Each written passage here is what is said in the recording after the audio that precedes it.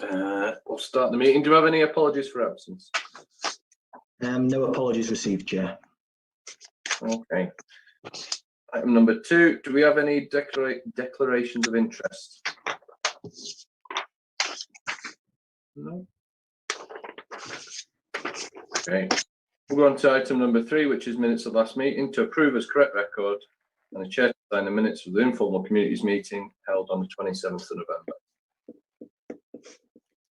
Happy to move, Chair. Or a seconder? I'll second, Chair. Thank you. All those for?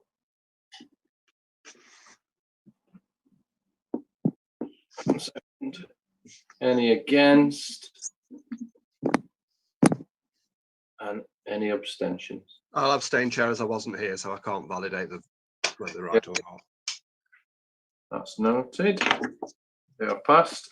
Item number 4, scrutiny review to discuss with the Healthy Lifestyles Officer, which I believe is Kelly Massey. Do we have Kelly Massey at all? We do, Chair. She's in the waiting room, so I'll just admit her. Okay.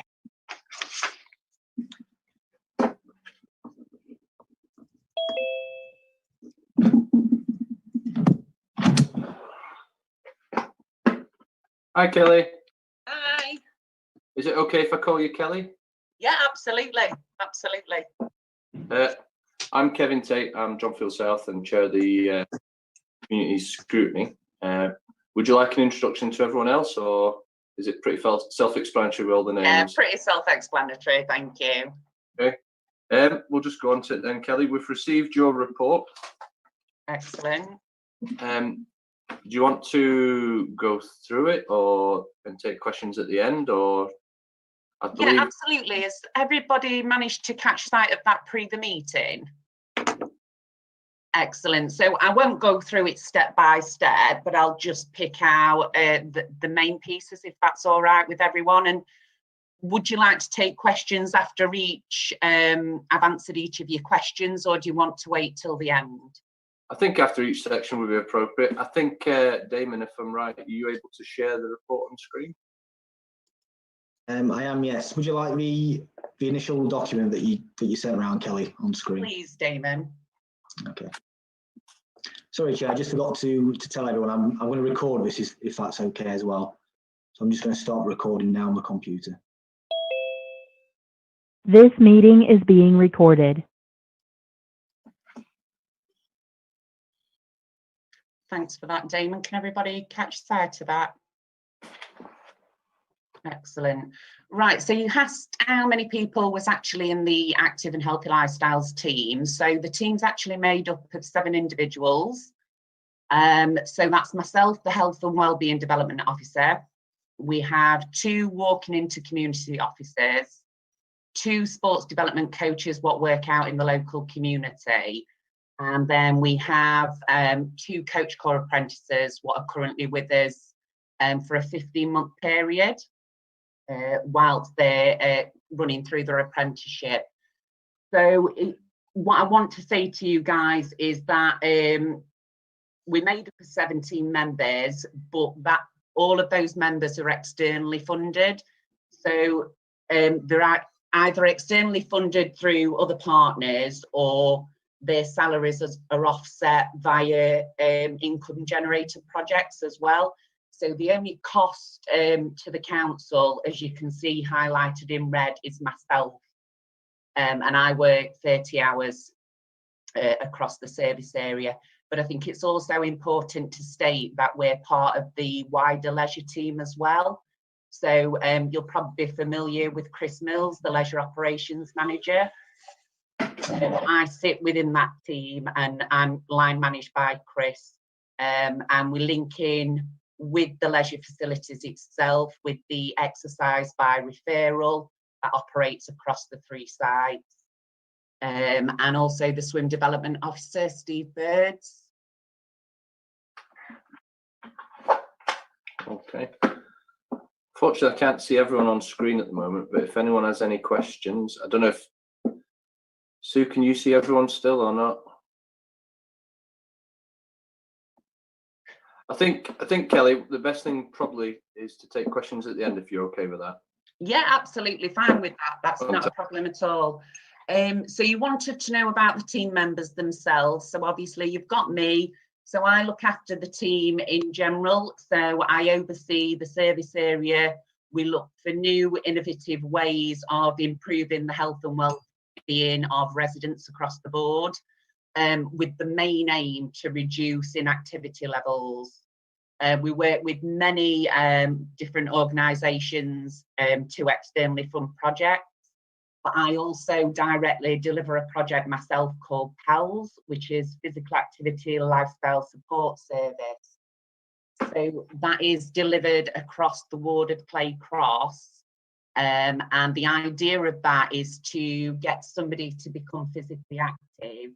But what we do is, because we've got a lot of inequalities in Clay Cross, we try and address some of those wider inequalities, what need addressing first, before we can get people to become more physically active. So that might be support around volunteering, debt and finance management, mental health support. So that's my role in a very small nutshell. I'm sure you can appreciate it's much wider than probably what I've put in there in a few sentences. So then the walking into community officers, Debbie and Jess. So they're job share partners, and there's two elements to their project. We've got the Walking for Health project, which is all about setting up low-level walking groups across the whole of the district. And it's about recruiting volunteers and new walkers and creating sustainability within those walks as well, long term. And everything we do is about creating sustainability for the long term. Because we are externally funded, we appreciate that some of the officers might not always be around. So at the heart of what we do is about creating sustainability long term. The other element of their project is walking into communities. So that's focused in Clay Cross, in the ward of Clay Cross. And it's very much about reducing social isolation, so the feeling of loneliness, and creating physical activity projects as well. So reducing reducing inactivity levels. As you can see there, they're fully funded through a partnership with Healthy North East Derbyshire and through the public health funds that we get through DCC. Then we move on to the sports development coaches, Zoe and Lauren.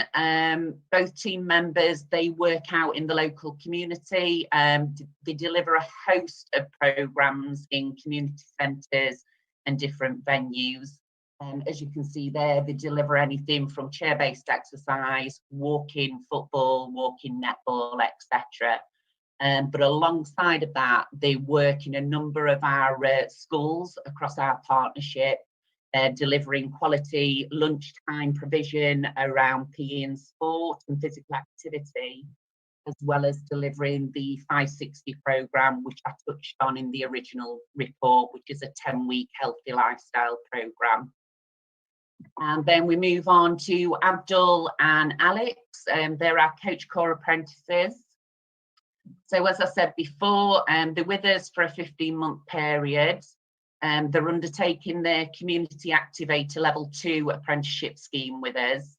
As you can possibly imagine, it's been very stop-start at this moment in time with all the COVID restrictions. So we are potentially looking at extending their contract with us so they can fulfil the full apprenticeship scheme and get as much out of it as possible. One of those apprentices, Abdul, we set up a scheme with the fostering service at DCC, and through a partnership with Active Derbyshire, they put in 10k of that funding to support a care leaver. So we're actually supporting a care leaver as an apprentice within that scheme as well. So I think in terms of the setup of the team, everyone, that's sort of a bit of an overview of us. So is it at the point when you want to take any questions now on that one, or should we move forward? I think if we I can't see everyone, unfortunately, due to being on an iPad. But if we wait till the end, Kelly, if that's okay with you, and then we'll take questions then. Not a problem. Right, the next question that the committee asked was what resources we have to deliver the service. So we, as I've mentioned before, we're externally funded via Public Health, Active Derbyshire and the Healthy North East Derbyshire Partnership. Personally, I feel that we've got a really good understanding of our customer needs at a local and national level via the insight that we get through our local partners, through Active Derbyshire and through Sport England. For us, we clearly focus on the outputs and outcomes and improvements in our service to benefit our residents as a whole. We meet customer need as we have a very customer outward focused view. We've got a very effective partnership approach with engaging with the public, private and the voluntary sector. And we also very much take on the support that we get from bringing external partners in and the value that they can add to our agenda around physical activity and obesity, etc. We've got some great systems in place to monitor and measure the efficiency and outputs of activities, which is obviously really important to maintain and improve the quality of our services to our residents. We do have very limited capacity within the team. However, that comes with lots and lots of productivity, which comes from each and every individual single team member, as they've got a real drive to improve the services and make them appealing to members, to our residents as a whole. Again, we've got fantastic community providers that we link in really well with, such as church halls, private venues, parks and open spaces. So we do ensure that we're working with those partners at all times. And again, our partnership approach remains very strong, and where the team can, we'll pull together in other partners to support wider agendas. Again, Active Derbyshire, Public Health, local volunteers, etc. And as said before, we get an annual public health allocation for health and wellbeing around physical activity opportunities. And again, there's lots of knowledge within the team regarding the voluntary sector, the private and the public sector. So, excuse me, everyone. If we want to move on, Damon. Thank you. Again, I'm not going to go through all of these because this is quite wordy, but it was to give you an overview of the measures and our outcomes. And you asked, how do we know we're being effective with our approach? So many of our projects, they do come with their own set of measures. However, we do set the measures ourselves sometimes when we're looking at different funding opportunities through public health, etc. So I've just listed a few there for you. So we've got the Walking into Communities project. So as you can see, there's specific identified targets within there. If you want to move down, Damon, for me. Thank you. We've obviously got the service plan targets, and we've already touched on that we work in close partnership with the leisure team. So it's a joint service plan with the targets in there. Down to Walking for Health. Again, it just sets out the specific targets. So that's very much about establishing new walks, recruiting new walk leaders, etc. And for us, we know we've been successful when we've met those targets. And there's lots of systems in place by our partners to achieve those targets. But I think for me, numbers and figures are one element of collecting data and saying how successful that we've been. But we do tend as a team to collect a lot of case studies regarding clients and customers' journeys. And we also use something that we call reflective logs. So we share those with wider partners to show them how successful schemes have been in local communities. Sometimes if our main aim is to get somebody more physically active, let's say, there's not always a tick box what can show that we've supported somebody with mental health support at the same time. So we use those reflective logs to share with partners exactly what we're doing. Again, important, and I'm sure some of this is across the board as well with other service areas, but I would say pre-COVID, we were on board to hit all of our targets, but with the current pandemic, we won't be on target with a lot of our projects because it is very much about being out in the local community, etc. You also asked what alternatives we could do as a service area. So yeah, there's lots of different things that we could do as a service area. Again, it's down to capacity at the moment as to why we don't do more as a service area.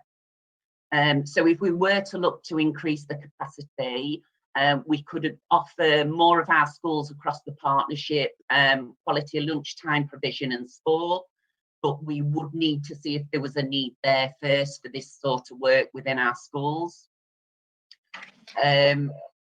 We could actually employ specific sports development leads to look after specific themes. So currently we don't have anybody leading on work around school sports club links. So we don't have somebody looking after sports clubs in the local community and linking them back in with the schools. So for me, that would be a great opportunity to move forward with. And finally, sports development officer to support more community use of facilities and work with other local community sites and venues. Again, our team is very much about reducing inactivity levels, so especially in our more deprived communities. So that would give a real great opportunity to come up with more innovative ways of engaging with our local communities and venues. And I know I shared with you last time the Charlie Park Obesity Action Plan, and you were a little bit concerned about some of the timescales that had been missed and what we're actually doing to progress this. I think it's really important to start that that's not a document what's held by myself. That is a partnership approach within the community of Claycross with a lot of partners. So yes, the Obesity Action Plan, a lot of the actions were due to start back in March 2020. You have the obvious COVID pandemic. So a lot of the actions within the plan are currently on hold.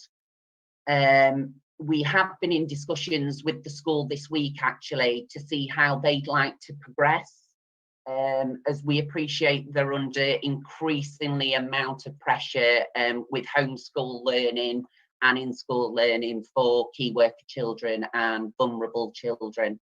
So the school actually want to put the action plan on hold for the time being, and look at picking that up again in the new academic year from September. And I think as a partnership approach, we have to respect what the school would like to do with that action plan. But just want to reiterate that as a team and as a partnership, the action plan will be in a really good position come September to hit the ground running with that, and a lot of the actions underway. Could you just move down the document for me, Damon? I think in addition, just in addition to, it wasn't in the actual action plan, some of you may know about the pilot scheme that took place in Claycross through Beat the Street, through Intelligent Health.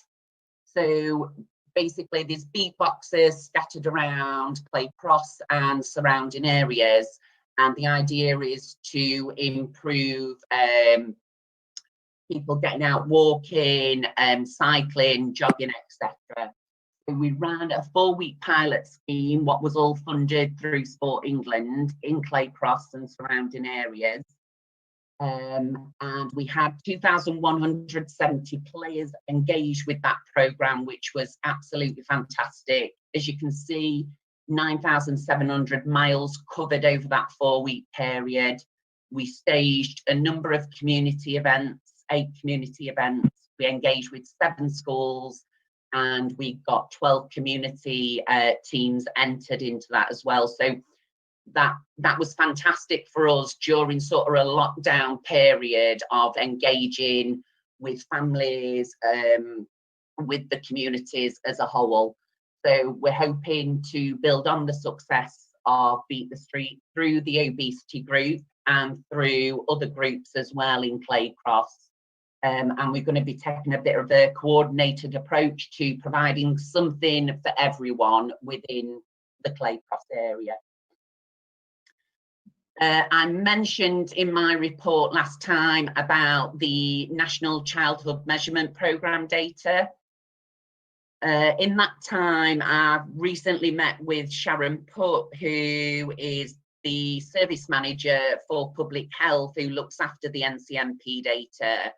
And I just explained our sort of disappointment, really, that because we're on the ground delivering these sort of programmes and ensuring that they're delivered to the right schools at the right time to the right sort of pupils, that we really needed to be privy to that data moving forward. So I'm glad to say that DCC will be allowing us that data moving forward, but as of yet, I've not actually received that data. But if that's something that the committee would like shared with them moving forward, I'm happy to do so as soon as that data lands with me. The next question was on the return on social investment. Are we better putting hard assets into parks like football pitches or putting resources into nutrition? So I think for me, it's equally the return that we get from investing in parks and pitches is really important. However, investing into a pitch or a playing area is going to attract clubs and individuals that are already active. So if this is what we want to continue to do, that's absolutely fine. But we also need to decide if it's time to start really investing in those that aren't active and trying to really unpick as to why they're not active. And for me, working at a very local level in some of our most deprived communities, that's sometimes due to the wider health inequalities what exist in somebody's life, such as debt and finance issues, mental health and employment, etc., and a number of others. Damon, do you want to just pop down? You asked, is it worth investing in nutrition? Yes, but not for me. It's not one or the other. I think that both investments are equally important. So I don't think it should stop us from investing elsewhere. But as the team, we've always discussed that the 560 programme should be delivered as a key stage 1 programme. So we're hitting the children and the families at a much, much younger age. So we get the families and we get the pupils understanding what an active lifestyle looks like. So it is about healthy eating, it is about physical activity, and we're setting those families and those children up for life. So when it does come to the data at year 6, it will really have that impact. So we would be happy to potentially look at designing a programme what's more fit for purpose for reception years, if that's something we wanted to move forward with.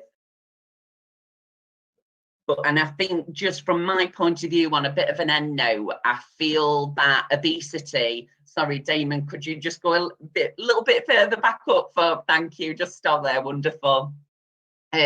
Just as a bit of an end point on this for me, obesity needs to be looked at much more widely than just what somebody eats and sort of that nutritional element of things. So it's about that physical activity, it's about healthy eating behaviours, but it's about improving that overall well-being in that family or that individual's life and creating resilience, improving links to wider community facilities and opportunities.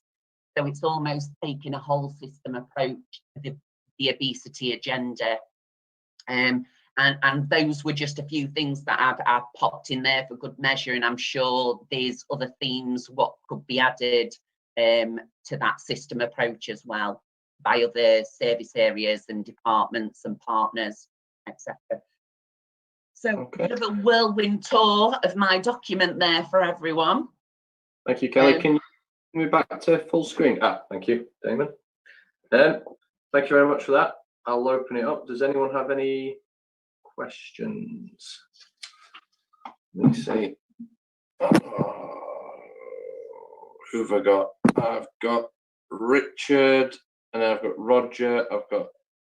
So Councillor Welton, Councillor Hall, Councillor Hancock, Councillor Barker, did you have your hand up?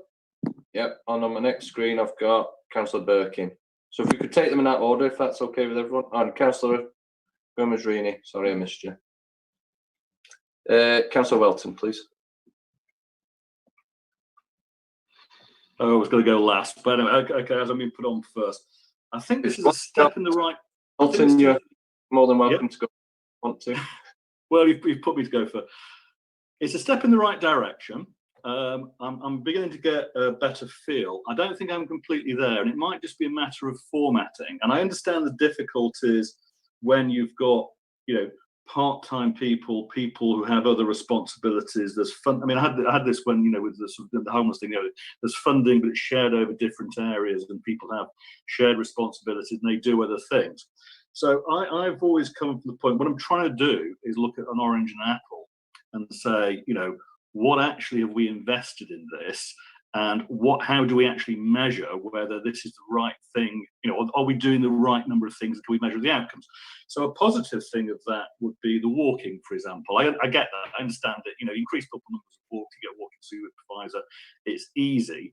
Some of the other stuff obviously is a lot softer and more difficult. And again, this is really just a general theme to pass on to the officer. I think this was raised at the last meeting about schools. Well, schools are really the county responsibility, etc., etc., etc. Should we be? And again, this is my starting position where I need to be not convinced, but sort of take along the journey. What are our responsibilities in the district and our facilities, which we know are the leisure facilities we actually have, plus the parks, and just the question about hard versus soft, and on the sports clubs. And it all comes down to, where we have limited resources, where do you put that for your return? But anyway, I was put on first, so that's my where I'm coming from. Thank you, Councillor Welton. Councillor Hall? Yeah, thank you. I was just going to comment on the beat the street. Oh, there's a bit of feedback. Is it from this? Chair, I think it might be yours. I'll pop myself on mute as well. Can you hear me? Yes, I can hear you. Right. Yeah, there's just some feedback from somewhere. That's all.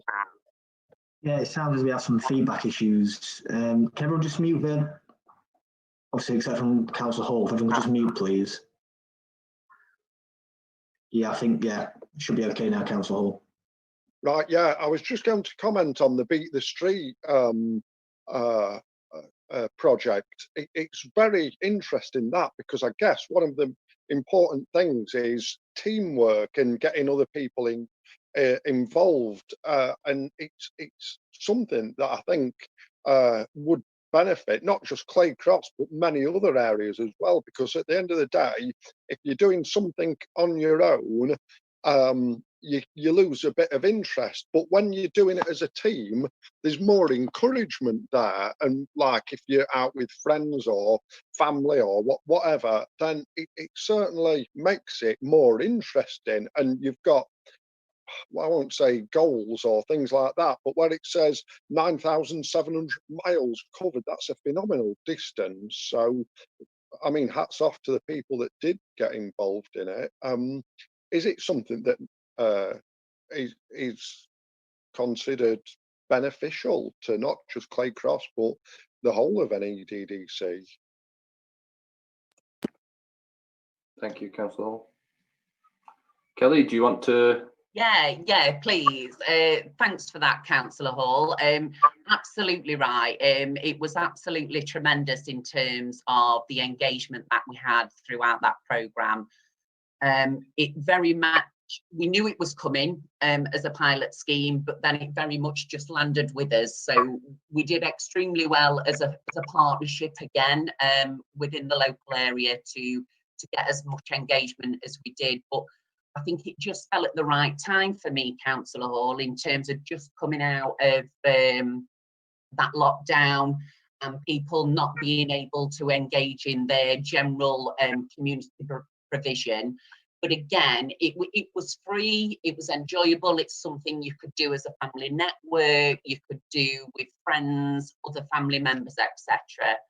And we did do it in a number of other areas as well, but it was more successful for whatever reason in Claycross. So it did encompass Grassmore, Northingfield, Homewood and Tupton. But there was more significant boxes put in Claycross and the surrounding areas. And there is an opportunity through Intelligent Health, who lead on this project, to have this was a free pilot scheme through Sport England, as I mentioned earlier, but there is an opportunity to bring Beat the Streets as a much bigger programme over a year period. Some of you may be familiar that Chesterfield did a year's programme of Beat the Street. And they're still delivering on that programme now in terms of the sustain phase which comes afterwards. And again, it's about what do we now do with Beat the Streets. It's been so successful. We've got 430 followers on our Facebook page. How do we now look to further engage with those individuals? So again, there's lots of opportunities there for Beat the Streets. Kelly, just on that subject, sorry to jump in, what percentage of the people were actually, because I know as our scrutiny topic we're looking at primary school age children, what percentage of the Beat the Streets, was it families, were kids, or was it just roughly? I wouldn't have the figures to hand on in terms of the percentage split. However, the majority of the individuals what we're playing came from the schools themselves. So we're more in that target of 5 to 11-year-olds within primary schools, and then it would have been their family network with them. So, okay. So mainly primary school age pupils. Okay, thank you. Councillor Hancock, I believe you had your hand up next. Thank you, Chair. I can actually add a little bit to the question you asked there, because Tupton was obviously included in that, and it was very, very well received. And one of the big successes in Tupton was some of the community groups that put things on for young children that weren't able to operate throughout the lockdown, actually used Beat the Street as a way of keeping those groups going. The children's dance troupe was one of the key ones. So it did hit the mark it was supposed to, and it was exceptional. It really was.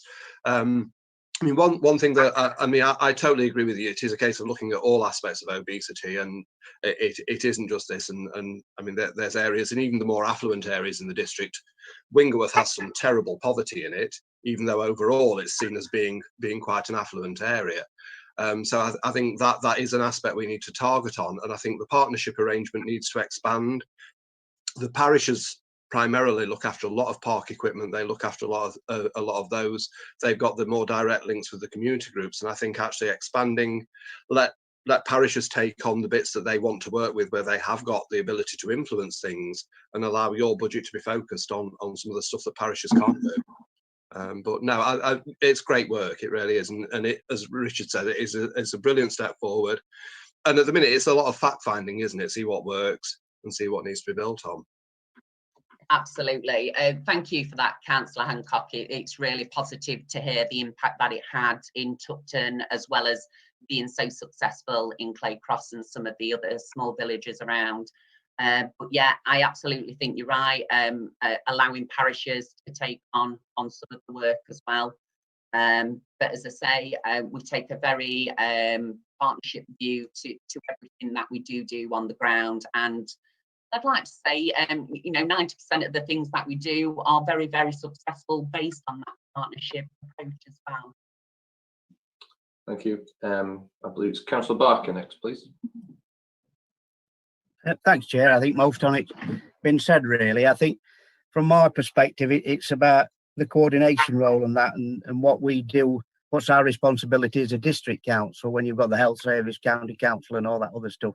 But if we can facilitate all that, and again, just to be, on the positive note, the Walking for Health thing at Wingfield's been, it goes from strength to strength, Kelly. I don't know, every time I look, there's a different group of people, but I think before lockdown, they were getting up to over 20 turning up on a Tuesday. And it's a really, really good social group as well. It's been fantastic success that has.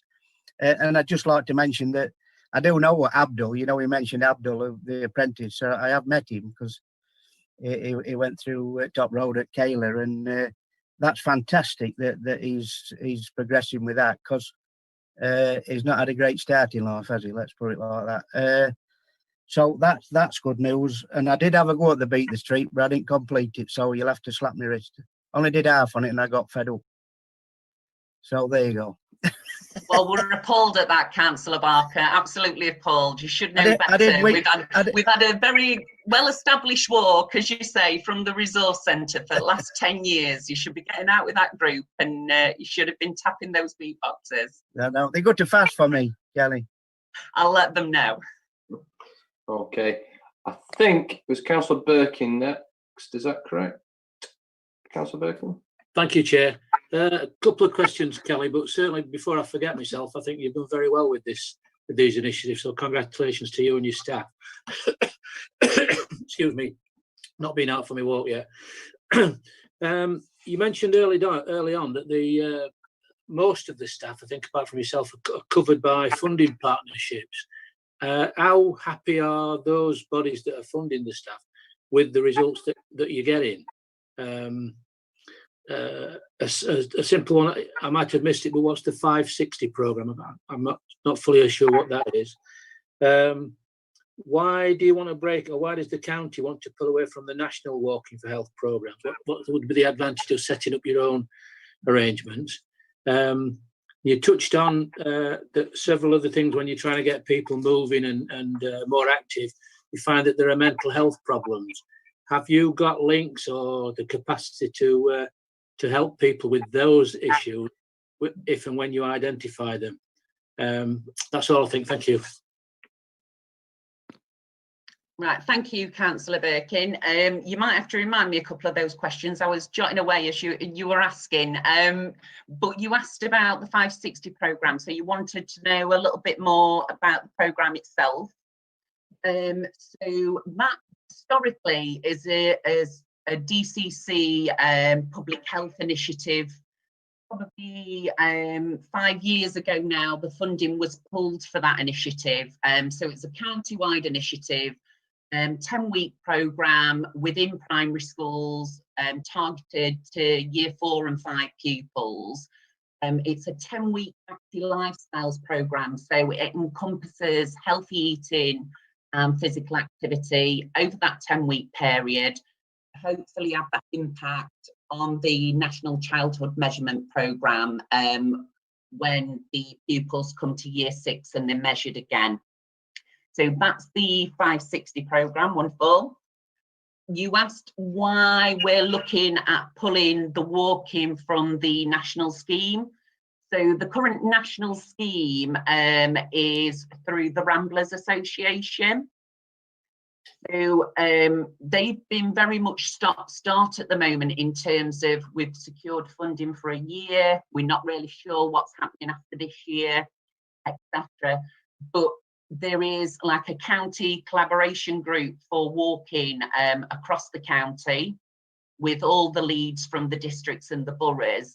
And there really is a desire to move away from the very restrictive programme that the Ramblers have put in place. As you can imagine, I think we've been running, excuse the pun, we've not been running, Walking for Health for over 12 years now across the district. And I'm sure you can appreciate those groups do develop in terms of into what we class as moving on walks. So, and that's the idea really, that you start at a very low level and we increase people's physical activity levels, the capability levels. But it's very much frowned upon in the current national scheme. We're only funded and insured to deliver low-level walking. So as I say, there is a real desire across the board, across Derbyshire, with all the leads, to deliver the Walk Derbyshire model.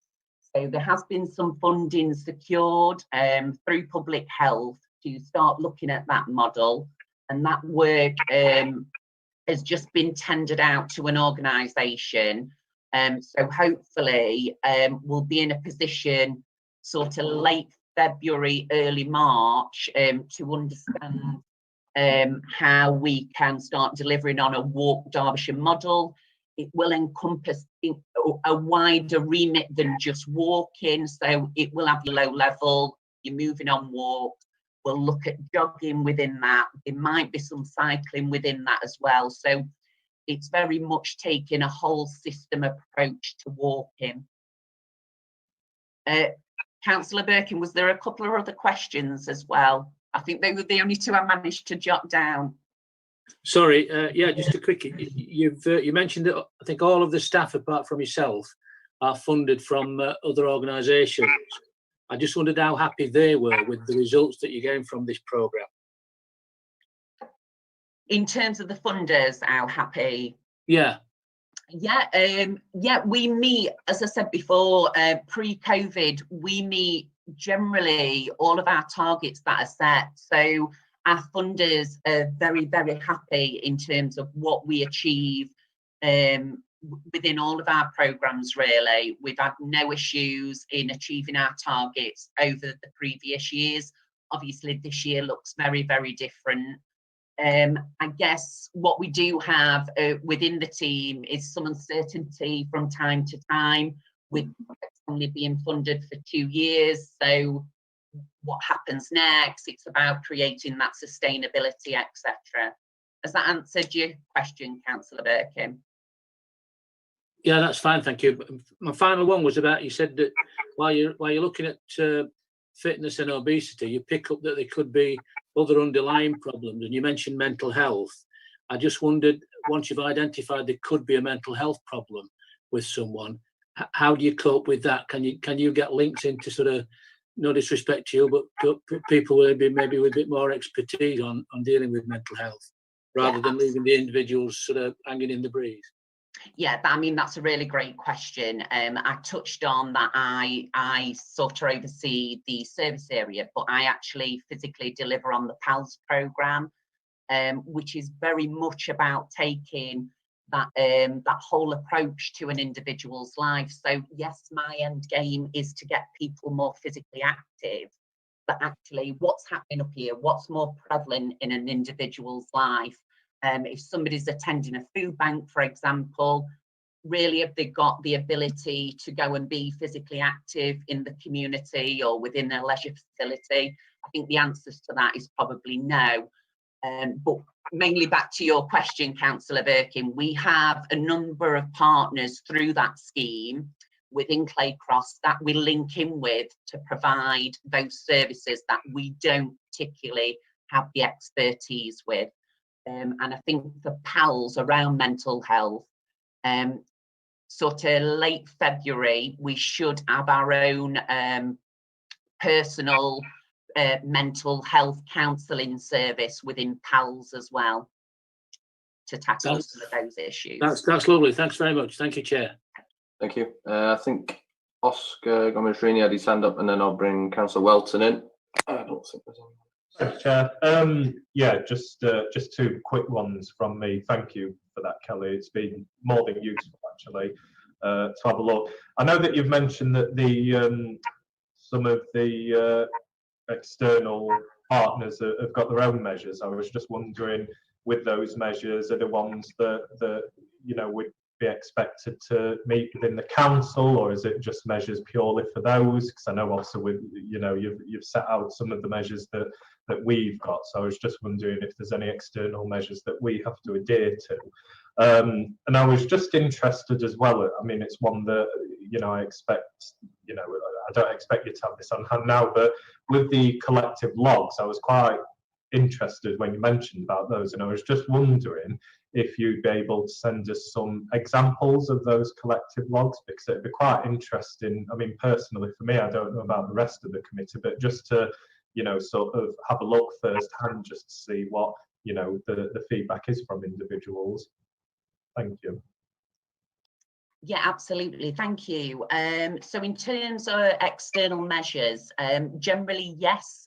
As I've said, the measures are set by the funders themselves, and generally what will happen if we have a long-term activity that's taking place, like walking into communities, we know that that's been funded for 4 years in total now.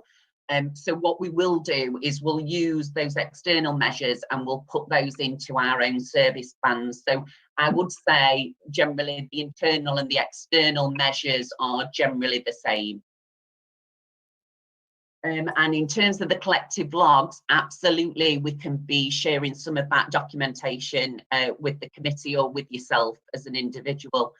As I say, we take a lot from that, and it's very much about taking a behaviour change approach to somebody's individual activity, and as I say, the wider impact that working with an individual can have, wider than what your initial aim or ambition was. So yeah, we'd absolutely be happy to share that with you. Brilliant, thank you. Councillor Welton. Yeah, thanks, Chair. It's very similar to Councillor Rini's point, which is, I think when this document comes back, and I think it does need to come back again, so that we can get, or people like me can get a better grip on what works, what doesn't work, and the returns. Do we have from the funders, the external funders? There's been reference to them measuring the success or not success and the performance measures. Are those there, and can those come back in the next revised document in a way in which, again, it's building the evidence or enabling us to assess what's working, or hopefully all of it's working, and what perhaps doesn't work? So sorry, Councillor Welton, you want to be able to see the actual targets and the measures and where we're at today if we were to come back to committee. Is that right? Sorry. Yes. And again, I think, it's because, again, I accept, it goes back to the mosaic about having perhaps people who do one thing in leisure and they're doing this as well, and you've got external funding. So I'm just trying to get, I'm sitting here going, where do we put our scarce resources? Do we just do it as we is? Do we just continue as we are? Do we look at doing something a bit different? Do we focus something? The background framework with me is things that are our responsibility and where we have the assets and facilities, which are focused on the leisure facilities and on the parks. To me, the rest of the stuff I'll accept it is very good. So where we are getting external funding, to me, that does build the case for our decision making to look at, what have we been doing for other people in turn? That's the way I'd look at it. And what have their measures of success been, performance measures, KPIs, and I quite like to see that in a simple form that I can understand. Is that as I'm explaining it better? Is that? No, that's absolutely fine. Yeah. We can certainly put a document. I'll let Nigel can explain it for me. We can certainly put a very simple document together. You lost me, Richard. You lost me, mate. Yeah, we can look at those KPIs and those measures and put a document together. All I kindly ask is if that can be post-COVID, or we can look at last year's. It'll look much more desirable. Okay, thank you. Well, I'm just going to flick through, Kelly. Unfortunately, I don't have everyone on screen, so I'm just flicking through to make sure no one has got their hand raised. I don't think they have. There's just one final question for me, and that was on the county obesity records. I understand that this has many areas to cover. I understand we're doing many different things. We're doing different partnerships. We're doing different targeted approaches to various. Obesity is a huge area. But for me, I believe that children are they're weighed and measured when they go to school. Is that correct? And then again in year 6. Now, my understanding is, and you can correct me if I'm wrong, but those documents were held by county, and they haven't been passed over to us. So for me to get an understanding of obesity within the district, I believe county, those records will go back a few years. Is that correct? Yeah, absolutely. The historical so for me, documents. a true record of how obesity is changing, or for the better, or per area to per demographic, would be seeing those records and having them updated. I understand COVID, that's been an unavoidable problem, but certainly before COVID struck, we'd be able to see back through the years how it's changing. I read we had it in the last meeting that the information, have a look here, there's no school data because it's been held with Derbyshire County Public Health Team, is that right? Yeah, that's right. So they transferred over. We've got no stats for recent data collection covering 1920 today. So for me, as we're covering this topic, I think that would be, if we could get those details and get them all updated, it would give us a good understanding of how everything's changing. It could be a very simple document per area and how the percentages are changing. That's for me. If that would be okay. I know you've discussed it in this document that you've had a meeting and that they're due to be transferred over to you. Is that right? Yeah, that's correct. Yeah. Have we got? Do we know? Would that be something that happens within the year, or is it something? Oh, absolutely. Yeah, I did request that back in November. So I was told that I would be privy to that information come January. So I'm just waiting on that information coming back to us.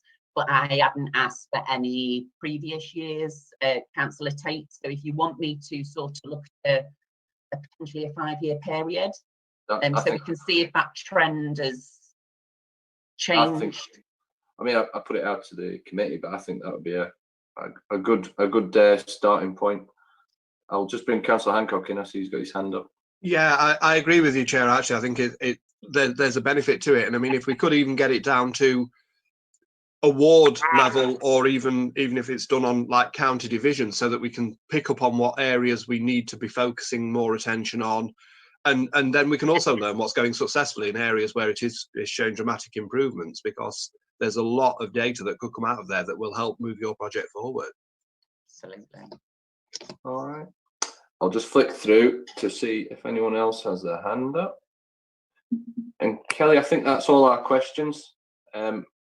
If you've got anything to add, feel free. If not, I'm going to thank you very much for your time and all your hard work, and I'm sure everyone else feels the same.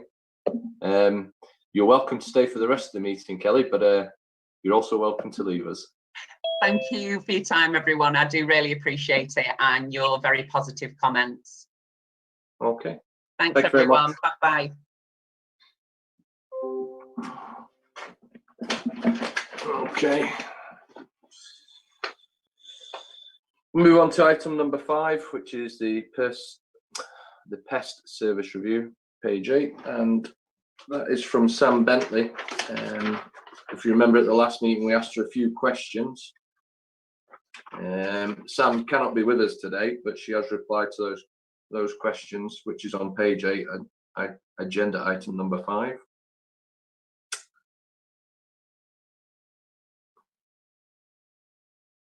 Thank you, Damon. Damon, Am I right in saying that you can see everyone's screen still? Is that correct? Not if I share my screen. All right. Okay. I think Nikki sent me a message saying that you could. All right. Not to worry. Okay. So that's the document. Does anyone have any comments or questions at all? Sadly, I can't see everyone. Damon, is it okay to put me back to full screen again? I think everyone's got those documents.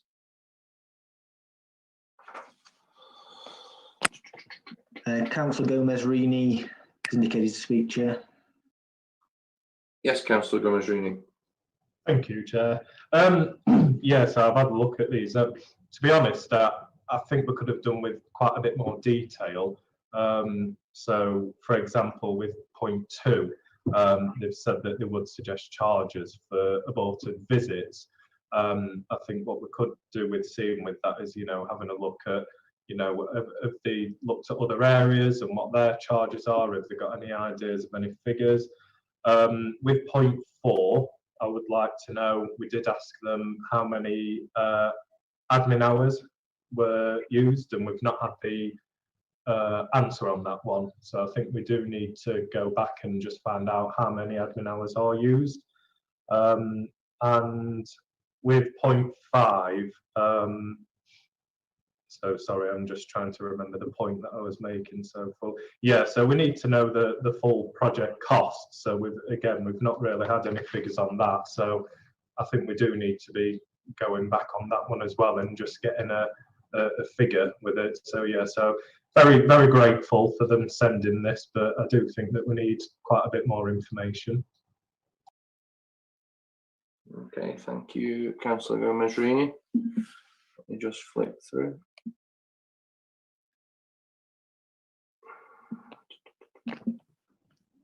Councillor Barker, I just missed you. You're on my first screen. Sorry, I'm waving frantically. Yeah, I tend to agree with you there, Oscar. I think I'm just trying to remember back though. Are we in the middle of actually a total review of the pest control services? I'm just looking at one of the answers, and future projected costs depend on the service provision. Are we in the middle of a review of pest control, and so? Do you want me to update on that, Chair? Yes, please. Yeah, I'm just where we're at with it. I just can't quite remember. So I know they approached you, Sue, to ask. Yes, they have started a review, and if you remember, they came back to that meeting and gave some. They were at the very start, and they were just trying to find out how much involvement and what form the committee wanted. So I had a conversation earlier with the chair and advised that Sam Bentley, the environmental health manager, is coming back to the next meeting. So I can put these extra questions to her and say you want the detail, but then she will be back at the next meeting, hopefully with the answers to that and the next stage in the review, because she did express obviously some comments on how you'd like to see the review proceed. Okay, thank you, Sue. Yeah, that makes sense. So I think so that we'll be clearer next time is basically what. Yeah. Does anyone else have any questions? Bear with me while I flick through the screens. No? If we can just note those questions, if that's all right with you, Sue. Thank you very much. And we move on to item number 6, which is the parks and green spaces, which was to follow. Has everyone seen a copy of that? What a nod in. Okay. And we should have 2 officers in now, Chair. Okay, Steve fantastic. Bunt and Darren Mitchell. Oh, Steve and Darren. Are they in the waiting room? I can't see. I'm just admitting them now, Chair. Okay, thank you very much. Okay, that beep means we've got 2 extra people. I can see Steve.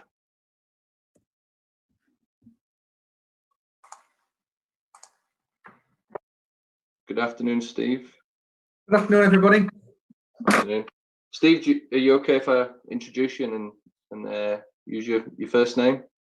Yeah, that's fine. Yeah, no problem. And I believe we've got Darren as well. Is that correct? Yeah. Darren, are you okay if you use your first name? Yeah, no problem at all. Thank you. Okay, I'm Kevin Tate. I'm chair of the committee. Damon, would it be okay? Damon's beat me to it. He's changed your name on the screen. That's fantastic. All right, we've got the Parks and Green Spaces report that you sent through. Thank you very much. Are we able to share this on screen?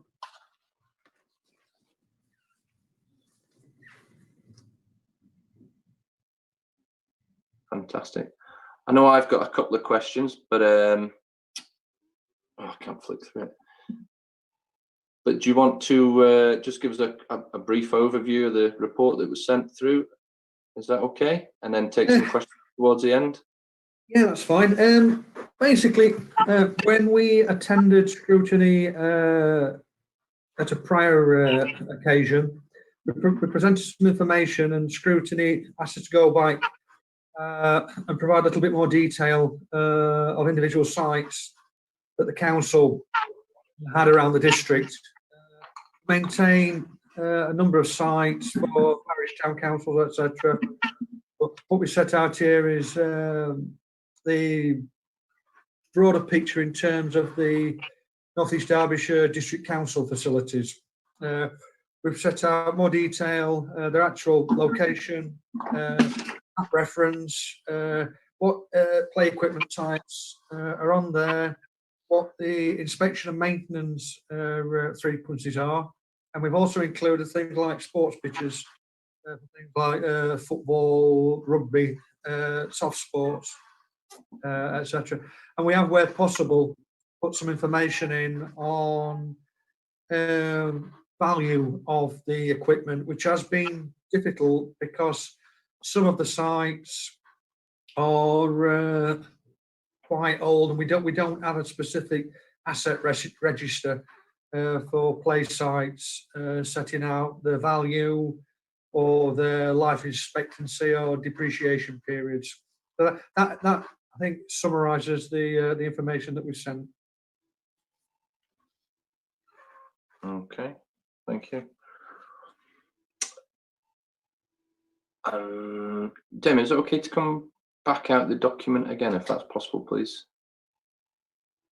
I know I've got a couple of questions, Steve, but I'll open it up to other members of the committee first to see if anyone else has any questions. Let me flick through. And first in, yes, Councillor Hancock. Thank you, Chair.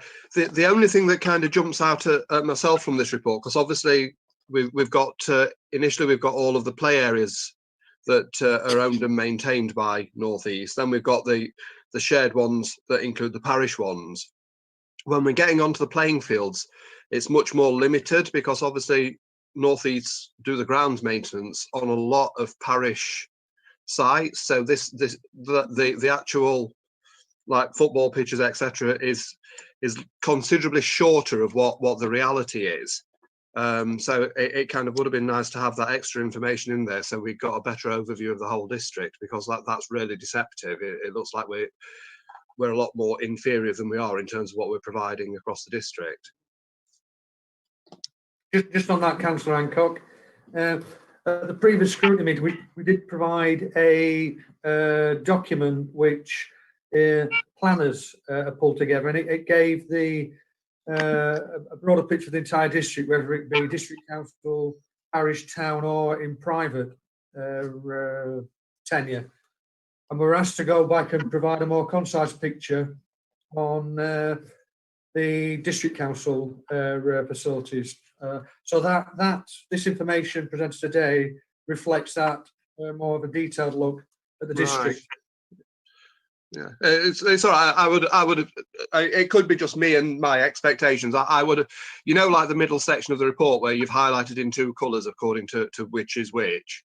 That to me would have been a more logical way of presenting that, because then we've kind of got the whole picture and we can identify rather than this, which is a little bit more hit and miss, to be honest.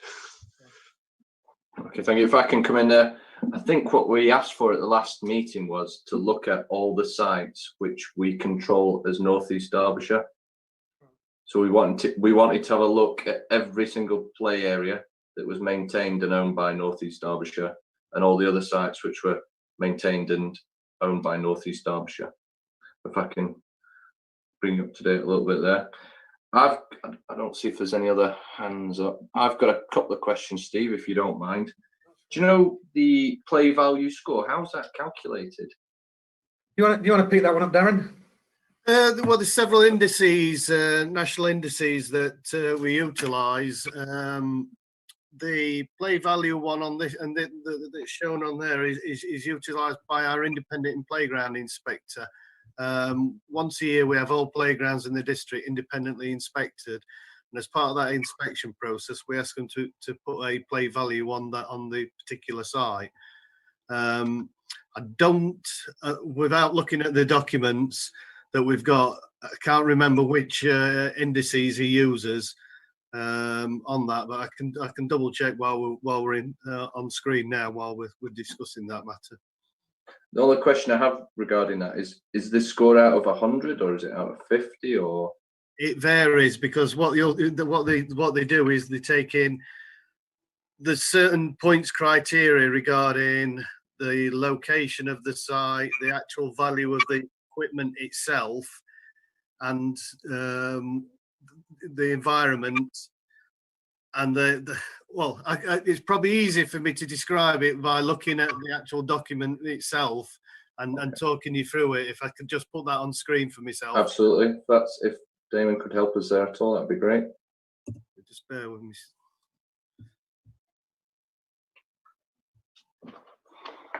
No, sorry, it's not that document. It's a document in my folder. It's on my PC. Sorry, Damon.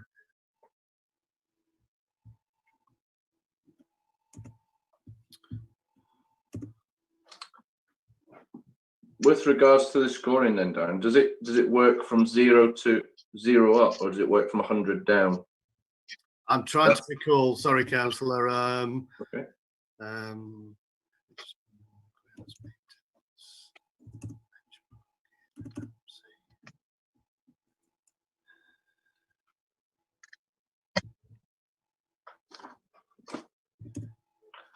We can come back to it, Darren, if it's... Yeah, I'll do well. Good.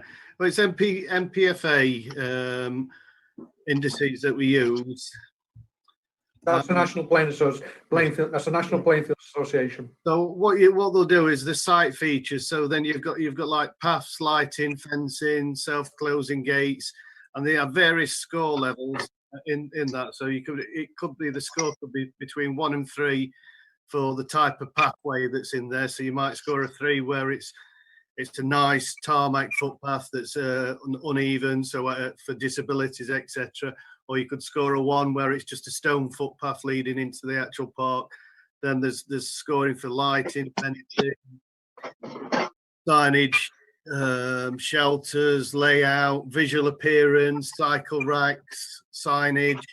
That totals up to a score for just your site features. Then you've got your equipment features, which then they look at balancing, jumping, climbing, agility, crawling, viewing platforms, ball game areas, wheel play, and that totals a score. And then they have play cooperation, which is where interaction with children. So the children interacting in a sandpit will make their own play value. Water play, social play, and then if there's any educational, any special needs equipment, graphics on grounds, any items that have got sound, and anything that's got a play challenge. I don't know exactly what that play challenge would be, but that's all amalgamated up, and what you get is a total score at the end. Which from the value of these, then we have like a breakdown. So you have sites between 0 and 14, 15 to 17, 18 to 34, and then sites over 35 are classed as a good quality playground. Okay. So anything under 35 is it depends on what it is. It depends on, you could have leaps, neeps and leaps. So which are, you've got your local area playground, your neighbourhood playground. So normally your neighbourhood playgrounds are very, should I say, low scoring anyway, because the local sites, small little pocket parks within a small little housing estate, where your leaps and your bigger playgrounds, which serve a wider, should I say, attractive, should I say, wider neighbourhoods to a bigger site like your Cliff Parks in Dronfield, your Charlie Parks, where more people, they're going to score higher because you're going to have more, should I say, more of a suitable site to put various different types of play equipment, from age ranging from your young people, sorry, for young children to obviously your older children, where you can take a family to the site, and obviously that they can control, the older kids can go off while they control the younger kids on the smaller playgrounds. Your little neighbourhood playgrounds tend to be for the younger age range, which don't have probably as a good of play value score. Okay, thank you very much. So Councillor Barker and Councillor Birkin, just let me quickly flick through. If I can bring Councillor Barker in first, then. Oh, cheers. Councillor Birkin. Yeah, come in. Don't we going out and get some bins emptied, Steve? Sat there. Sorry about I know, you've had it rough, mate, haven't you? Yeah. I think that scoring thing's fairly self-evident. The more equipment you've got, the bigger the score and all that sort of stuff. I'm just trying to, and I know I keep asking this one, Kevin, at last meeting. I think, you could stand corrected on this, but the reason what we're trying to do, how we get, on our facilities, our parks that the district council own, and we've got the equipment, are we making the best use of them sites? I think that's what we're trying to get at, to get people using play equipment, physical activity things. Am I right, Kevin? That's what ultimately we're trying to get at. It's difficult if we don't own the site, if it's a parish council one, because, we might maintain it and inspect it, but it ultimately is the parish council that puts the equipment on. Are we using these parks to get people active in the best as we can, is what I think we're trying to get at, Kevin, isn't it? Yeah, the reason why I wanted to look at all the parks is because for children of school age, which we're having a look at, a good park nearby is always going to be a bonus to getting them out and more active. So the idea behind looking at the parks was to see which parks we have, which age groups they cater for, the condition of the park, and do we have any, do we invest in the parks? Have we spent any money in them? Have we, to make sure they're maintained and safe? And then are we looking forward, are we going to be maintaining them? Are we going to be upgrading them? All along those sorts of lines. So that's why this report's in there. And the reason it's just NEDDC is because towns and parishes, they're responsible for theirs. But as a scrutiny committee, we've got to look at what we're doing at North East Derbyshire. So that's the reason for it being in there. If that answers your question, Councillor Barker. Thank you. I know I've got Councillor Birkin and then Councillor Welton. Thank you, Chair. The detail that Steve's just explained about those National Playing Field Association scores seems to me too much detail. I can't see, because of all the variations, I think I've written down about half a dozen, and I think there are a few more categories. And I'm just wondering if you can score 3 in one but none in another, and somebody else scores none in the first one and 3 in the other. Are they as good as each other, or which will be best, which will be giving the best service, as Councillor Barker and you, Chair, have just said? Which have we invested in, which we need to invest in? It sounded, to be honest, to my ears, much too complicated to really be of any value. Thank you, Councillor Birkin. I know, Councillor Welton, you had your hand up. Yeah, just to agree with Councillor Birkin and go back to remarks of Councillor Barker, and again my own, sort of trying to make sense of everything. There is a bit too much detail in that, and it's about focus. focus on obesity amongst children and on what is actually under our control and responsibility. Just tracking back, which to me are the leisure facilities and the parks. Are we making the best use of them? Can we encourage them? Where should we be putting our resources? So that to me is what I think we're trying to evaluate. Councillor Gomez-Rini. Thank you, Chair. Yes, I was just having a look at the document. So it was, sorry if you just bear with me. Here we go. It's the costing. I'm just trying to tell you which one it is, just so you know what I'm referring to. So it's the costing document anyway. So it's basically it's got what we've spent. So I can see that we've got some from 2016. And I was just wondering, because looking at what we've spent with the park, so I can see that we've got some from 20th of September 2016, and then we've got Campion Drive 2019, and then there's nothing until the 22nd of December 2020. And I mean, I suppose really the question that I'm asking is, have we not spent anything? We've only had one expenditure on the parks, that being 2019 between 2016 and then December 2020. I don't know if Steve or Darren wants to answer that one.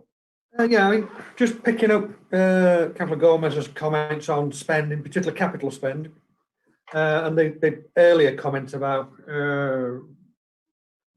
play area refurbishment. We don't have a capital replacement program, like for instance we would have with vehicles, a bin wagon we buy it for 7 years, etc., and that's its period of utilisation. We don't have such a plan of program for children's play areas. That we've got a rolling program that we replace so many or refurbish so many, say 2 or 3 a year or something like that. And it tends to be led by demand, that we may have some form of complaints or local lobbying, or for instance through Section 106 arrangements where an estate's built, they propose a small play area with just a seat, a bin, and a couple of small insignificant items of equipment that's got little to no value. So we have a commuted sum or a Section 106 arrangement whereby we can then look at investing and refurbishing already established play areas. One of the issues we have with play areas is we have new estates and we have play areas that go on them, and then the people that live at the side of them don't want them because they can be having antisocial behaviour. And then we have the argument that the parks that are in parks, so for instance, Dronfield, Big Cliff Park, etc., ideal for having a multiple range of equipment in it, and a lot of people don't want to go there because it's inconvenient or they're not comfortable sending the kids there on their own. So you've got these competing view on play areas about suitability and location. So we've tended to try and move away from having lots of little play areas, taking the Section 106 monies and letting that influence refurbishing either district council play areas and parish council play areas for that fact. In terms of the MPE score, if I could just comment on Councillor Birkin, and you said it's correct. And the score is meaninglessness to local need. So for instance, we're just doing a piece of consultation on a potential refurbishing a play area, and we go to the local groups, toddler parents groups, schools, etc., and ask them for their views on what they would like. So if they don't want a bike rack, and that doesn't pop up, we don't put a bike rack in, and we don't get a point for a bike rack on the equipment type in the score. So it's got its value, but then there's a negative side of it. So the play area, the NFPA play score rating, in some instances it's got value to it, and in some others it's totally meaningless. It's about Okay, what- thank you, Steve. And now I've got Councillor Hancock and then Councillor Welton. Did anyone else have their hands up?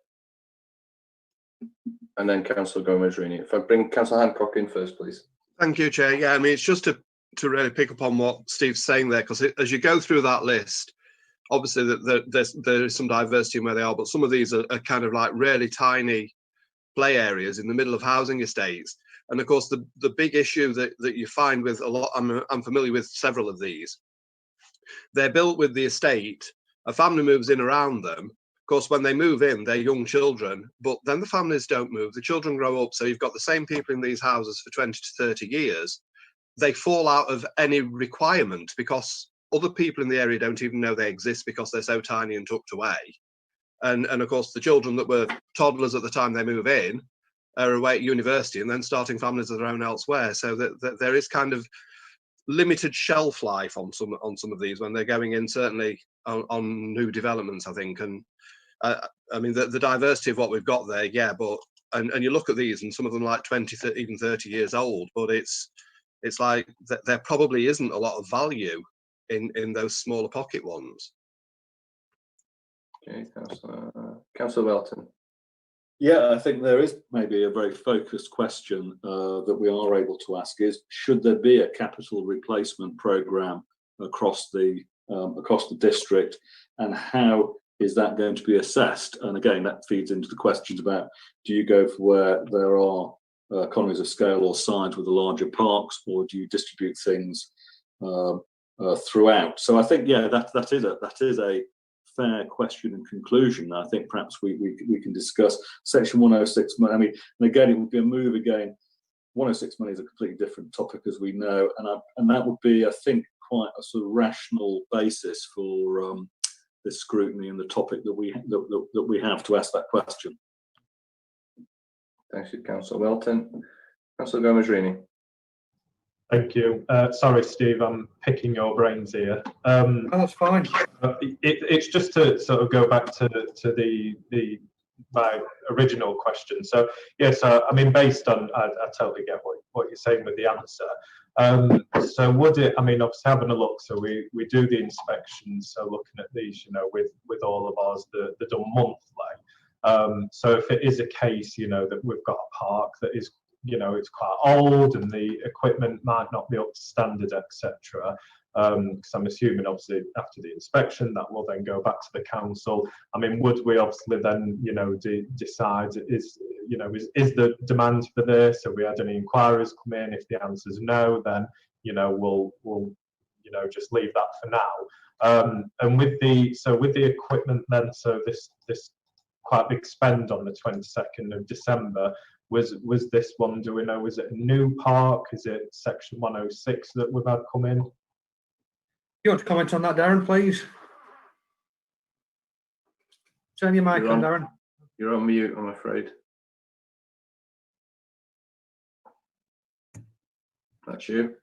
Okay. Yeah, Councillor Gomez-Rini.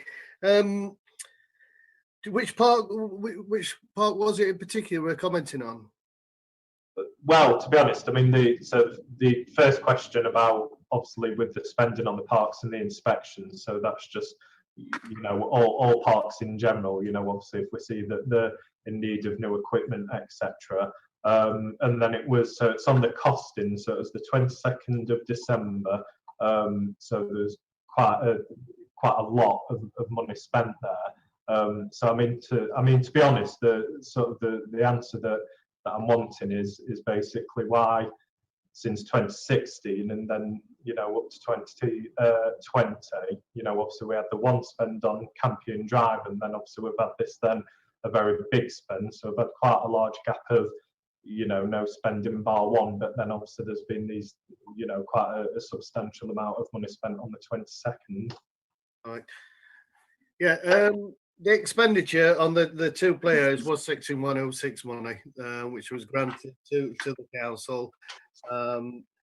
there wasn't any other local area playgrounds, and it wasn't suitable in where they're proposing it on the development. So we utilise the money to improve our existing sites.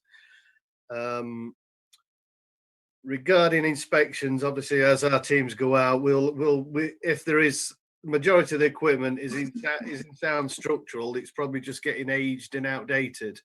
And we're finding that out from a recent consultation we're undertaking now, from which we are looking at a playground in Dronfield upgrading.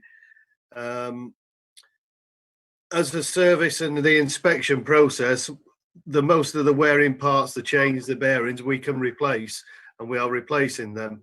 And that's why the playground will continue to be utilised in that respect. It's probably the age of them becomes unappealing for children when there's more modern sites out there, and when children see them, they want obviously that kind of equipment on the same sites. And it's like anything fashion, things evolve, and playground and equipment evolves, and people and children want to play on that different type of play equipment. And yes, a lot of our sites are from 106 agreements or planning gain, where they've built that development. And that's why there's not been a lot of investment in playgrounds, as you can see, unless it's been a new site like Claycross Dewey was a development, Egstow Play Area was a development. I'm just looking at the latest one, Stubley Place. We actually got some grant funding for that one in Dronfield. Campion Drive was 106 funding. So all the latest ones have even been grant funding that we've obtained from Big Lottery or Section 106 funding. Okay, thank you. I think there's no more hands being raised. I think the question for me is, what are the condition of these parks? There's no, I know you've sent documents through, but there's no record of what condition they currently are in. I know you say, and just one other thing, is it our team internally that inspects the park? Because I know a minute ago it was an external inspection. Is it an internal or? Yeah, Dan, sorry. Yeah, it is an internal inspection. We do 12 monthly inspections, engineering inspections, but we also employ an independent inspection once a year. That's to qualify what we're doing and for our insurance purposes as well. And they will provide a report, and it's normally very similar to our report anyway on what we've found in conditions. They would probably do a bit more in depth in the structural integrity of the equipment, where we look at the nuts and bolts of the equipment in relation to moving parts and a lot of the wearing parts, like your bushers, your bearings, your swing chains. Aaron, do you want to touch on ROSPA, what our inspectors are trained and qualified to? Yeah, I mean, all our inspectors are trained up to there's a playground standard RPI 2, which is for our inspectors, and we are all trained up to that standard. Okay, fantastic. Does anyone else have any other questions? I think for me it would be just asking for a little bit more information on the shelf life of our parks. I know we've got no capital expenditure. Sorry about that. But certainly to look towards the future, how long are we able to maintain these parks before they become unmaintainable? So we're looking at 5 years, 10 years. So that would be something I'd be looking for information on. I know we've had this scoring criteria, etc., but in terms of shelf life, because at some point there will be a community group, or there will be a need to replace a park, and that could be a large expenditure for the council. And if we're not maintaining, I know we're maintaining them, but if we're not looking towards that, then we're going to start losing parks. If I can pick up on that, Councillor Tate. Yeah, sorry, I can't see. Sorry, Steve, I can't see you all the time because I've got a split screen. All right, sorry, I'll get a bit closer, scare you. Yeah, in terms of the play areas and what the shelf life is, a lot of it really depends on the nature of the equipment. So if we have, for instance, a pair of swings, we've probably got swings out there, the old Wicksteed swings that are probably 30, 40 years old. And where the chains, where we can put new chains on, we can put new seats on, etc. Same with some of the fixed apparatus, your multi-units where you climb on and the slides on. They can last for quite some considerable years. And the thing that, and we can keep maintaining them and repairing them, etc., fixing the moving parts. The thing where it becomes, as Darren touched on, because of their age, they can become unappealing. So it retracts from young children, kids, etc., wanting to use them. So from a player value point of view, it is much reduced. So that's what I'd have. But there is we have got no defined shelf life or capital program that says that every year, if we've got 60 play areas, we are going to refurbish 5 of them every year. And this is the capital budget, and we've also got the Section 1 or 6 monies that we anticipate. It's a very difficult one, and it's rather like Councillor Hancock said earlier about the little small spaces on the new developments that the kids grow up and move on, and they've got low value. Another thing to remember is that some of those spaces, the low value, they are generally constructed on land that cannot be built on. So where a sewer or an easement of some sort goes through it. So the land itself has got no real value to it. And all they become is green deserts on housing estates. Okay, thank you. I don't know who was first, so Councillor Birkin and Councillor Gomez-Rini. I'll go for you, Councillor Birkin. Thank you, Chair. Just following up on what you said, and Steve's maybe just half answered what I was going to ask. So is it not possible, or is it not policy, to put any money aside each year for a rainy day? That, as you were just suggesting, Steve, out of the 60 sites, are we going to have to replace one of them every 2 years, 5 years, or anything? Is there no opportunity for that at all? I don't think it lacks the opportunity. There's always opportunity there. The question is as members, is that something which you or as a scrutiny, want to put forward to further explore? And that's something that's going to have to be looked at in terms of whether or not we have a specific element of the capital programme that affords some type of resource, etc. And that's something we'd have to have the discussions with our finance colleagues, and then whether or not it fits in with the wider finances of the council. But that's a question. At the end of the day, as scrutiny, that's where you're going to possibly make a recommendation to or to not. But from a service point of view, yes, it would be nice to have some form of guaranteed resource, that enabled us to have a planned, structured approach to refurbishing or providing play equipment, and have a better standard than what we do currently. Okay, thank you. I'll bring Councillor Gomez and Councillor Welton in. It's just touching on that. I'd like to. I know you've not been in previously, Steve, but we're potentially going to be having a report from district about obesity in younger children, and you touched on areas not being so appealing. In those areas where we've got the highest obesity, I'd like to see them have the most appealing parks, so that the kids can get out and play, and they're not 40. I understand that there could be 40-year-old swings and they could be perfect, but my understanding is that if we want to get kids out and playing and exercising, it's got to be in the areas with the highest obesity. They've got to have the nicer, more appealing parks. I'll bring Councillor Gomez in.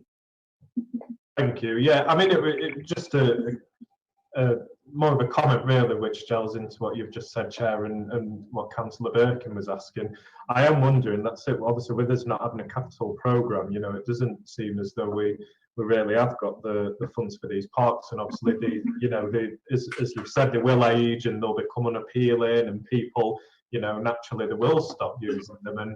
And I think probably one thing that might sort of fall victim to is mistakenly thinking that people aren't bothered and there's not a demand for the parks, whereas actually if it was a case that we'd updated them and freshen them up, then families might be more inclined to be going and taking the kids, etc. So I think personally, for me, I think we probably ought to really be thinking about the funding side of it. Yes, Councillor Welton. Yeah, just to repeat what I said earlier, should we have a capital replacement programme and on what basis that should be? Looking at, again, fashion, changing the fashion, takes us slightly out of the remit of looking at obesity in young children. But in terms of going to talk to the finance department, they will need the information first. So again, should we be looking at very top line, what would be a capital replacement programme, again, and what should that be focused, and what should the basis, again, should it just be on the bigger parks, etc. So yeah. Thank you, Councillor Welton. Yes, Councillor Hall, I see you have your hand up.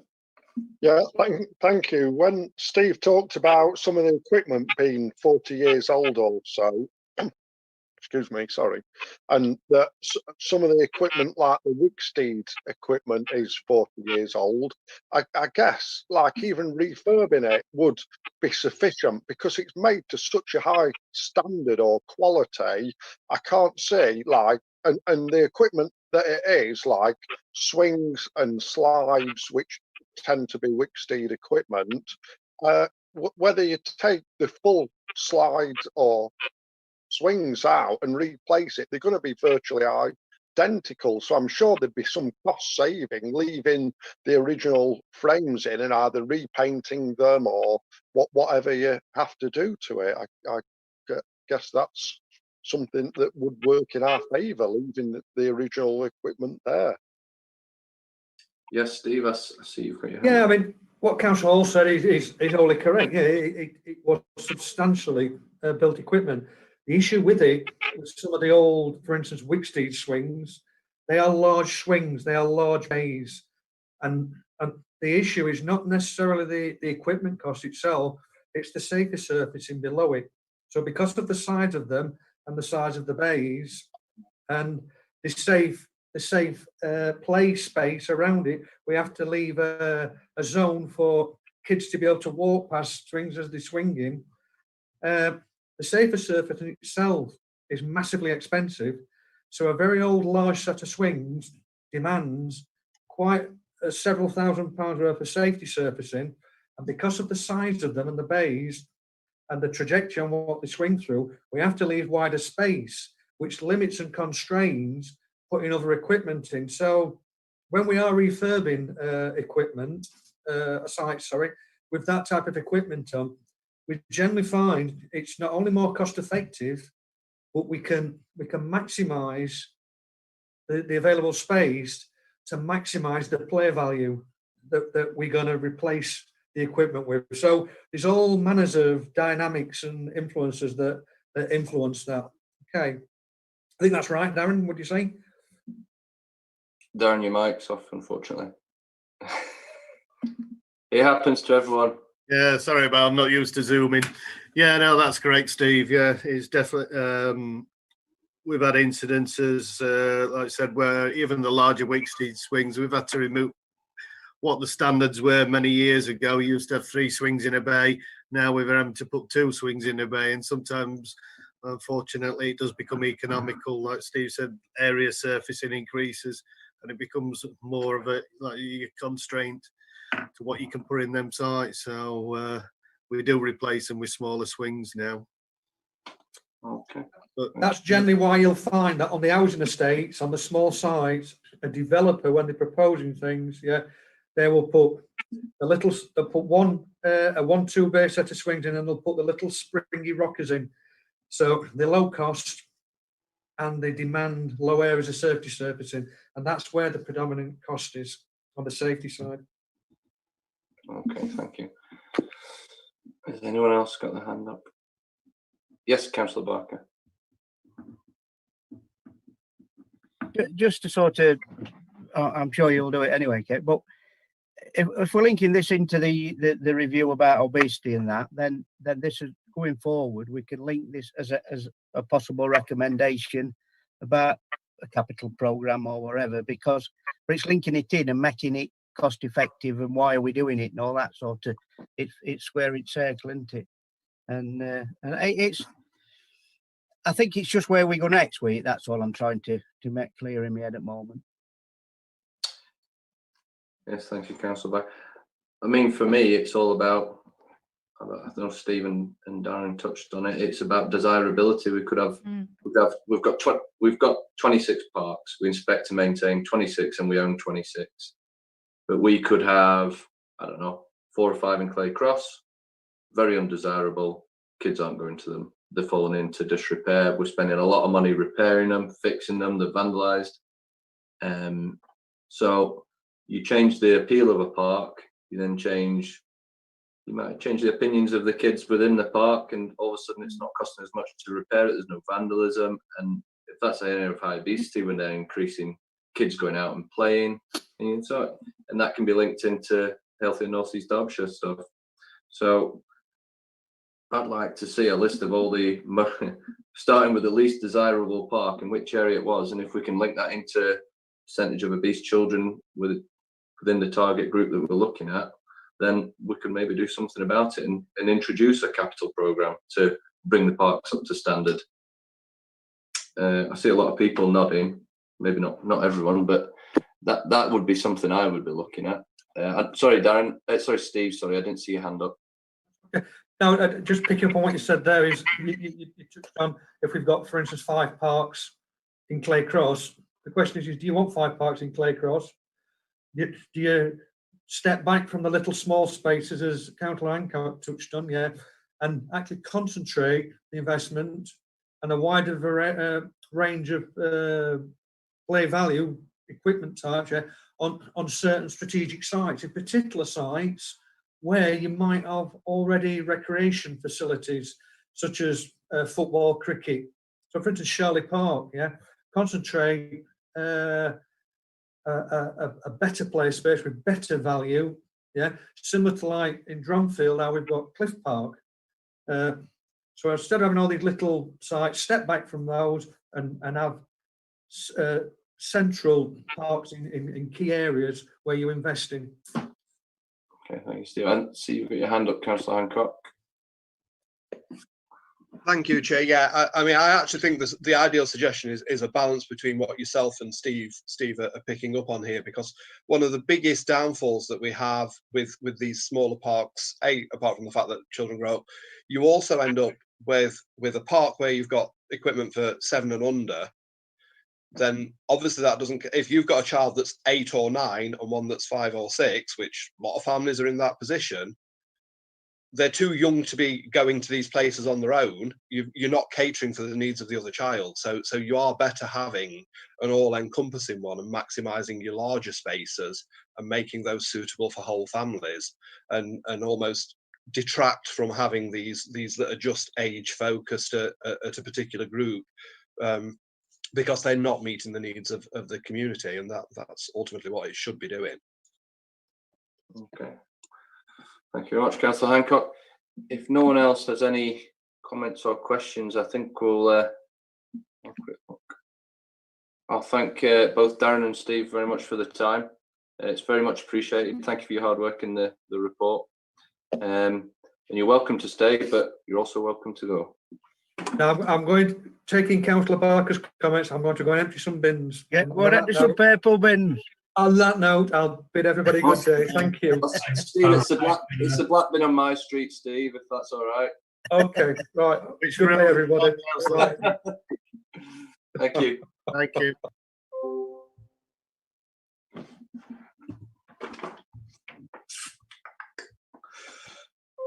If we can move on then to item 8, which is the scrutiny work programme, pages 9 to 13. Does anyone have any comments or questions? Just Councillor Gomez-Rini. Oh, sorry, I'll let Sue go first. Oh, sorry, Councillor. Yeah, no, I was just going to say on the healthy partnership working, this is the annual report that you get from that that officer. But of course, she may have something she can add into this review, because obviously she does work with the Healthy Partnership. So it may be worth bearing that in mind when you're receiving her report. Okay, thank you, sir. Sorry, sir, I couldn't see you because you're on the other screen. Hiding away. Yeah. It was. I was just purely going to make a comment. I know that when we looked at it, it's quite busy, and I was just going to say I don't know. I mean, whether we think that we're going to be okay with March and May, or I don't know how people might feel. Do you know if we put another one in between? I just don't know whether we're going to be spreading ourselves a bit thin. I think Sue's the best one to answer that. Sue, normally we'd be all right with these meetings. If at the next meeting we need another one, we could always. Yeah, that might be the way to go, Chair, to have your next meeting. You've asked for some information back from Stephen Down, which obviously I'll bring. You have got on pest service review on your next one. If you still want to proceed with that, of course you could go with all that, and if you don't have enough time, put an extra one in, or of course you could leave that till your last meeting. It's really your choice, Chair. I mean, I think it's probably best to do the next meeting, then decide, whether you need depending on the evidence that you've made. But certainly at the next meeting, that's where you're due to triangulate all this evidence you've gathered. So it's a decision you'll need to take, whether you've heard enough for you then to start that triangulation programme. Okay, thank you, Sue. Okay. If there's no other comments or questions, I'll move on to additional urgent items. And if nobody has any, we'll go on to date and time of next meeting. It is due to be on Friday, the 5th of March. With that in mind, I believe Sam doesn't work on a Friday, so it may be changed to a Thursday, if that's okay with everyone. It will. Yeah, I mean, I can't make Fridays, Kevin. So if it's a Friday, just take my apologies. Just one other question. Just going back, I'm still a bit, as I said, I'm still a bit fuzzy on the trying to get my grip around the presentation on the healthy lifestyle thing. I'm still a bit fuzzy on that. So I don't know if we are moving to triangulation of decision. Are we moving on the basis of just those bits and bobs she's going to add, or is that going to be rejigged into a new, into an improved format? I believe Sue has made some notes on that item, and we've all asked for various different pieces for it. So that'll come out before the next meeting, and we can make a decision from there. Yeah. Yes, Yeah, that's what I was going to say, Chair. I mean, obviously I'll chase up all these items and we'll see what we get back, and we'll try and get it out to the committee in advance. And then we can perhaps come to some decision whether you have enough. I mean, I did advise the Chair earlier that if needs be, obviously it could be an extra meeting, or you could even defer your triangulation to that last meeting, but then you'd have to take a delegated decision to approve your report via email, and which is not ideal, but we could do that at a push. So it's entirely up to the committee next meeting. Okay, so that decision's to be made at the next meeting, is that correct? It is and it isn't, Chair, because of course I'll send you this information out, and if we're going to triangulate at the next meeting, I probably would do your resume of a lot of the information that you've heard. So I'd want to put that on the agenda so you could have a look at that in advance. Okay. Right. So we'll leave it as is and wait to see what we get back for the next meeting. And it's due to be on the 5th of March, but it'll probably be, if we want to have Kelly Massey back, it won't be on a Friday. Yeah, if you need Kelly Massey, I mean, if I'll ask them for the information ASAP, then it gives the committee perhaps chance to take a decision on whether they've got enough, and either through you, Chair, or me, let me know what your thoughts are, whether you think you've got enough in advance of the meeting, then we can decide where we go from there. Okay, no problem. Is everyone happy with that? I'll check everyone's nodding.